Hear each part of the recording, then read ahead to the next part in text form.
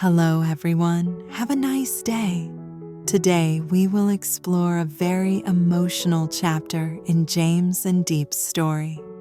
The moment James unexpectedly meets his mother again while he's hiding at the edge of the forest, and how that meeting gives him the courage to stop running away, return to Diep's bamboo house, and start fighting for what is right. He quietly comes back to Diep for a warm, peaceful lunch, while in his heart he's already decided to stand up, expose his father's cruel schemes, and protect the little family he loves. If you find this story touching, don't forget to subscribe to the channel so you don't miss the next videos. James! The voice cut through the heat and the noise in his head like a knife. He spun around. His mother stood between the trees, one hand on a rough trunk to steady herself, chest rising and falling as she tried to catch her breath. Sunlight slipped through the leaves and fell across her face, revealing how much she had changed, how pale her skin was now, how the hollows beneath her cheekbones had deepened. Her hair, usually perfect, was tied back in a hasty knot, loose strands stuck to her forehead with sweat. For a heartbeat, the forest stilled. Even the cicadas felt quiet. "Mom," James' voice came out as a hoarse whisper. She let out a broken sound that was half laugh, half sob. "You really thought you could disappear without me finding you?" His legs felt like they belonged to someone else. He took one step, then another, and then the distance between them was gone. Up close, she seemed smaller than he remembered, like the worry had carved pieces out of her. Her hand lifted, fingers trembling as they hovered near his cheek, as if afraid he might vanish if she touched him. Then she gave up on being careful and pulled him into a tight hug, pressing her face into his chest. "You scared me," she said into his shirt. "You scared me so much, James." His arms closed around her automatically, holding her as if she might fall apart if he let go. The midday sun beat down on the edge of the forest. The earth smelled of dust and sap. The cicadas shrieked overhead, but all of it faded behind the sound of her breathing. "I thought," he swallowed, "I thought Dad sent someone." "Not this time," she murmured, pulling back just enough to look at him. Her eyes were red, but focused, sharper than he'd seen in years. "If he had found you first, you wouldn't be standing here like this." Only then did the scene around them sharpen again. Behind James, a small makeshift shelter leaned against a thick tree trunk plastic sheet, a few branches, and a bedroll. His worn backpack lay half open near a rock, 2 bottles of water beside it. His phone rested face down on the ground. Before flipping it over, he had been staring at a photo of Diep and Ly in front of the bamboo house. Diep smiling softly, Ly clinging to her waist. The picture had been his anchor and his torment, the reason he stayed hidden. The reason for staying hidden hurts. "How did you find me?" he asked quietly. His mother let herself sink down at the base of a broad tree, the bark pressing into her back. She was still out of breath from the long walk from the small road where the taxi had dropped her. James sat beside her, elbows on his knees, fingers digging absently at the dry earth like a boy again. "Your father thinks he's clever," she said, voice steadying. "He forgets I've been watching him for half my life." She told him how it started, how she had seen the change in his father's eyes when he pushed James to take that opportunity in Cambodia, how he'd spoken about it like he was solving a problem, not giving his son a promotion. "When you stopped calling," she continued, "he always had an excuse. Bad signal, important meetings.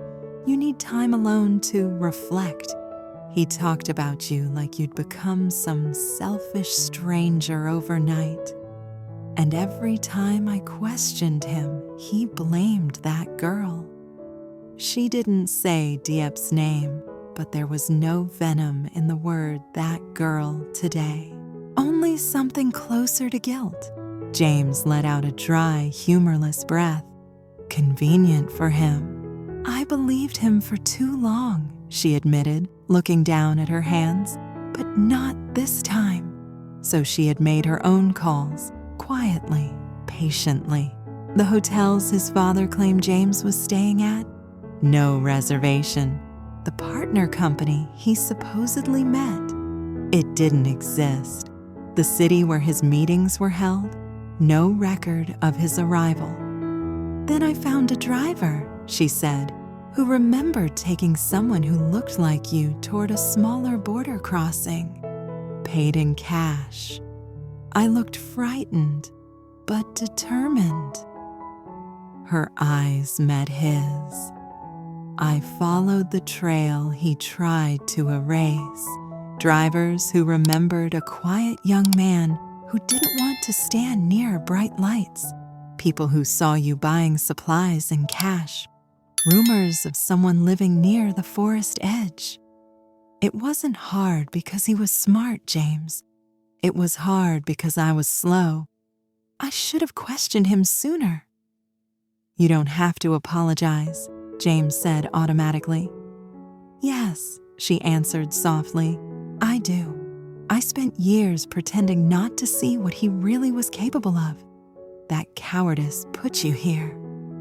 A gust of hot wind rattled the leaves overhead. Somewhere beyond the trees, a dog barked twice at the empty road.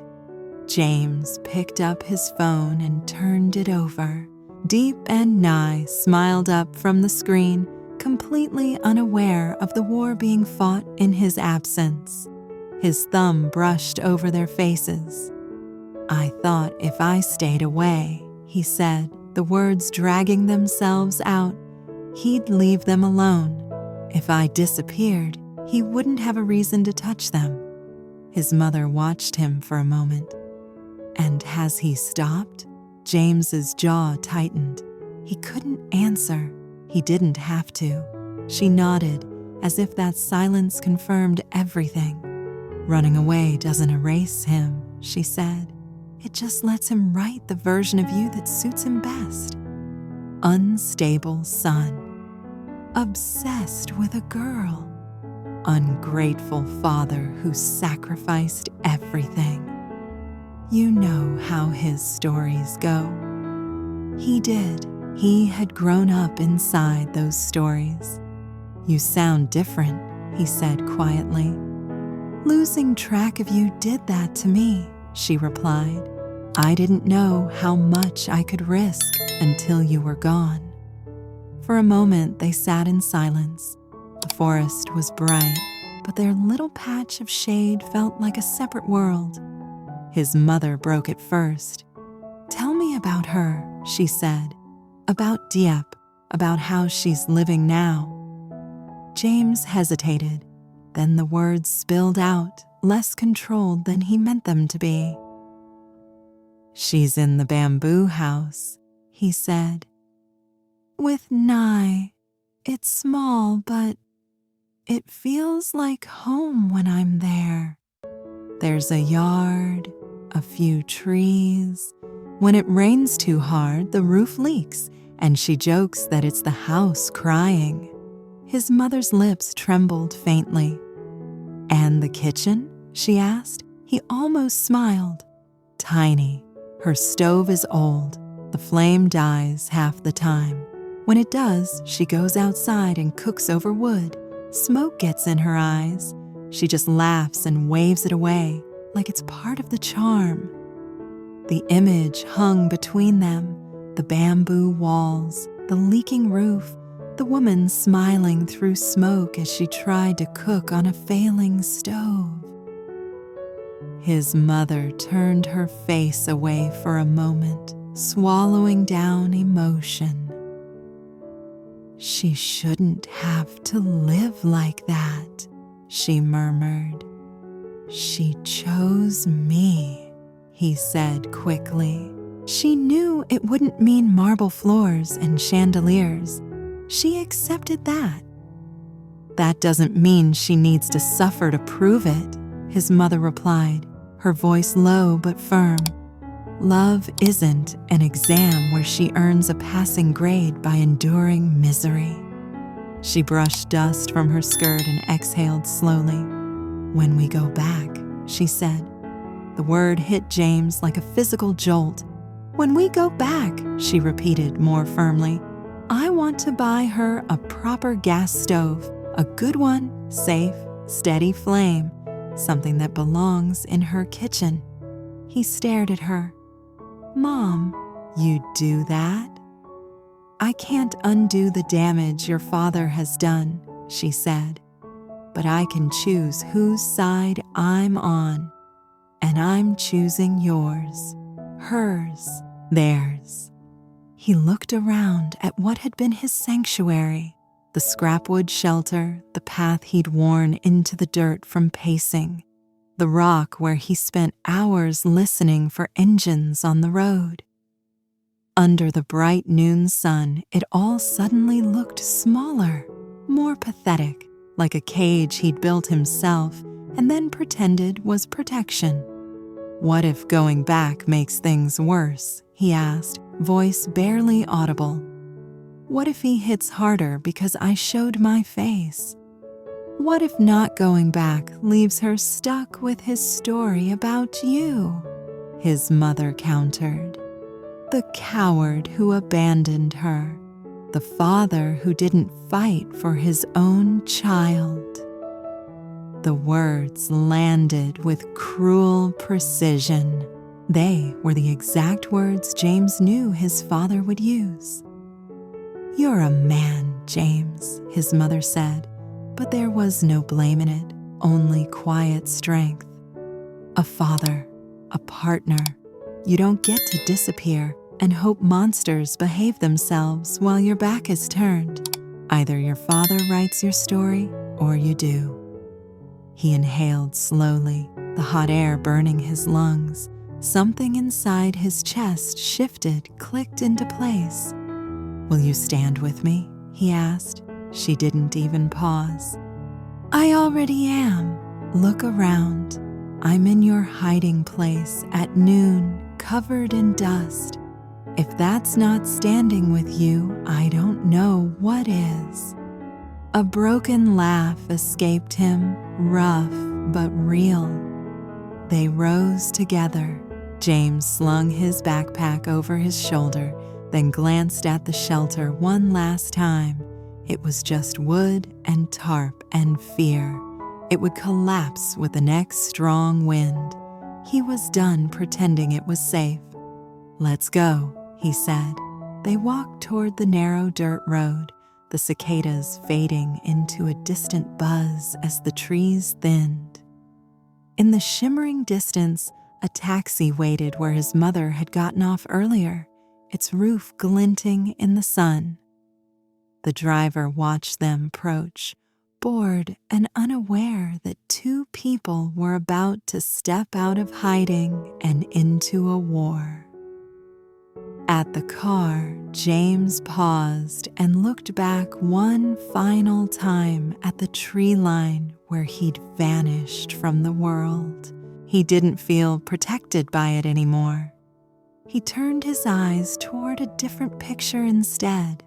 A bamboo house under the same sun, an old stove that coughed and died, a woman who still kept a space for him at her table, even when he didn't show up. He opened the taxi door for his mother and climbed in beside her. He didn't know how he would face his father yet.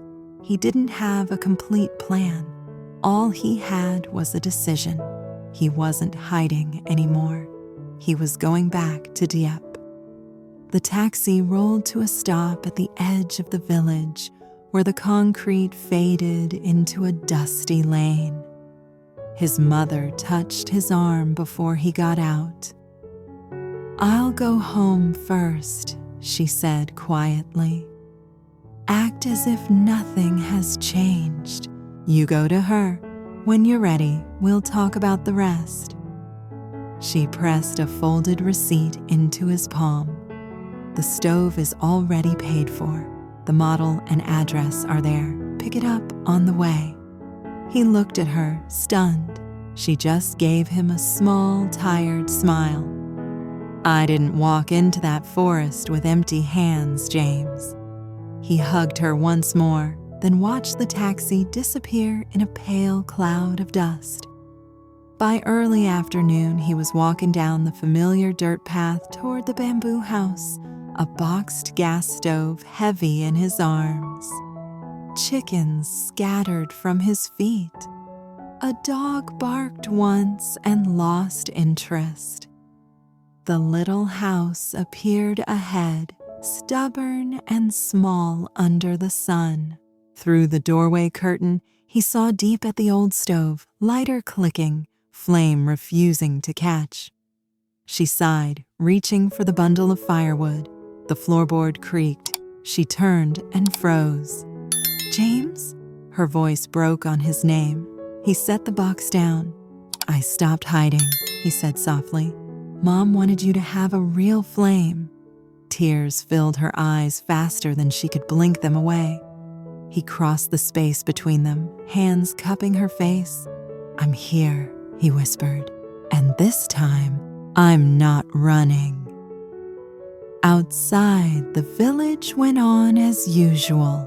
Inside the bamboo house, with a new blue flame flickering to life, their war with his father quietly, finally began. Diêm đang trốn ở bìa rừng, bị giày vò bởi nỗi sợ hãi cha mình và nỗi nhớ nhung Diệp và bé Nhi trong căn nhà tre.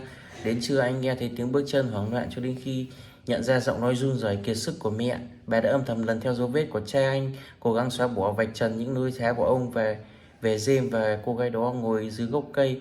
Bà thử nhận những năm tháng im lặng của mình và cuối cùng bà chọn đứng về phía Diêm, thúc giục anh đừng để cha mình thao túng câu chuyện.